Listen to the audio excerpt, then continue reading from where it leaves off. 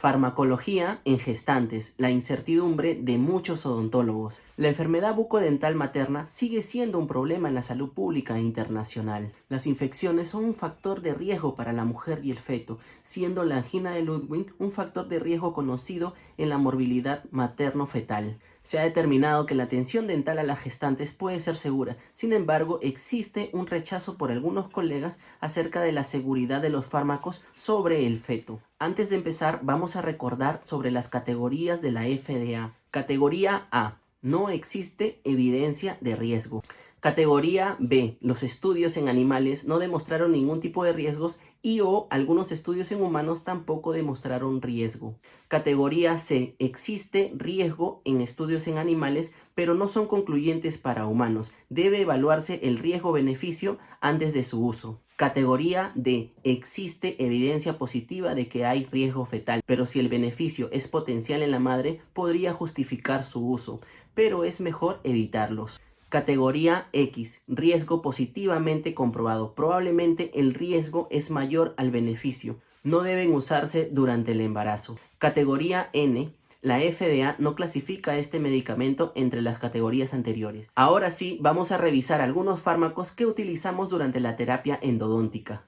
Anestesia local es parte importante de la terapia intervencionista como es la endodoncia. La mayoría de los anestésicos locales están en la categoría B y C de la FDA. La lidocaína, incluida en la categoría B de la FDA, es el anestésico más utilizado. Actualmente, los datos clínicos continúan respaldando a la lidocaína como un fármaco seguro para las mujeres embarazadas. El estudio de Turner, prospectivo y multicéntrico en 60.000 gestantes, no mostró complicaciones fetales después de la administración de lidocaína. En la categoría C, que incluye los medicamentos que debemos usar con precaución, incluye a la bupivacaína, mepivacaína y articaína.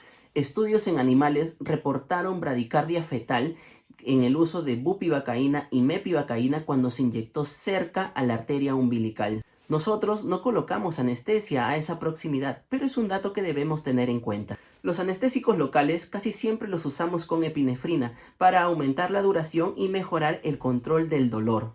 Recuerda que la inyección intravascular puede constreñir la arteria uterina.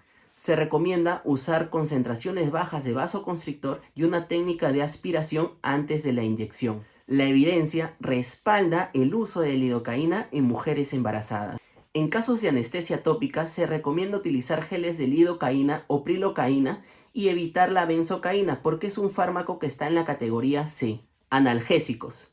Paracetamol. El paracetamol es un fármaco de venta libre. Se dice que casi el 70% de mujeres embarazadas lo toma al menos una vez. Es categoría B de la FDA. Es un analgésico de elección para una gestante, ya que tiene un buen perfil de seguridad. El paracetamol no ha registrado casos de bajo peso al nacer ni abortos espontáneos.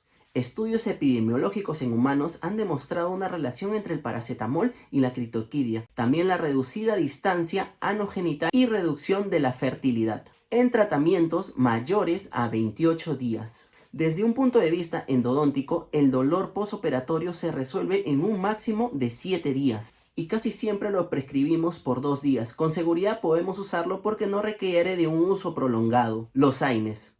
Los AINES es nuestra elección para controlar el dolor en pacientes no gestantes, siendo el más común y estudiado el ibuprofeno, pero también se muestran estudios donde se ha dado aspirina, naproxeno y diclofenaco. Les voy a preparar un video sobre dolor post-endodoncia. Cada uno de ellos es categoría B en el primer y segundo trimestre, pero es categoría D en el tercer trimestre, así que debemos evitarlos. Sabemos que los AINES inhiben la enzima ciclooxigenasa y reducen la síntesis de prostaglandinas.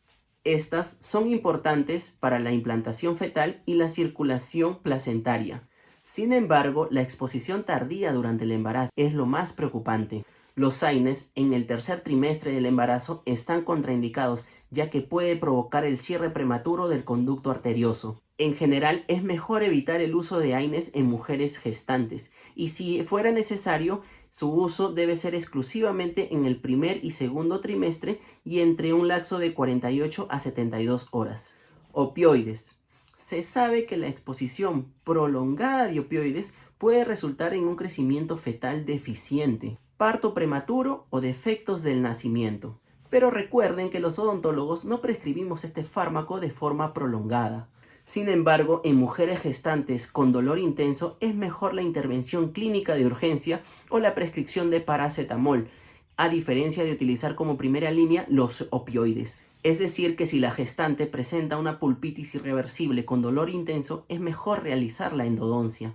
En realidad, esto es mejor para todos los pacientes. Si es muy necesario el uso de opioides, se prescribe a dosis muy bajas y el menos tiempo posible. Antibióticos. Los cambios fisiológicos como el aumento del volumen sanguíneo, la vasodilatación y la disminución de la inmunidad puede conducir a una rápida diseminación de la infección hacia los espacios faciales. Los tratamientos definitivos como la endodoncia son eficaces y suficientes en la mayoría de los pacientes con infecciones odontogénicas.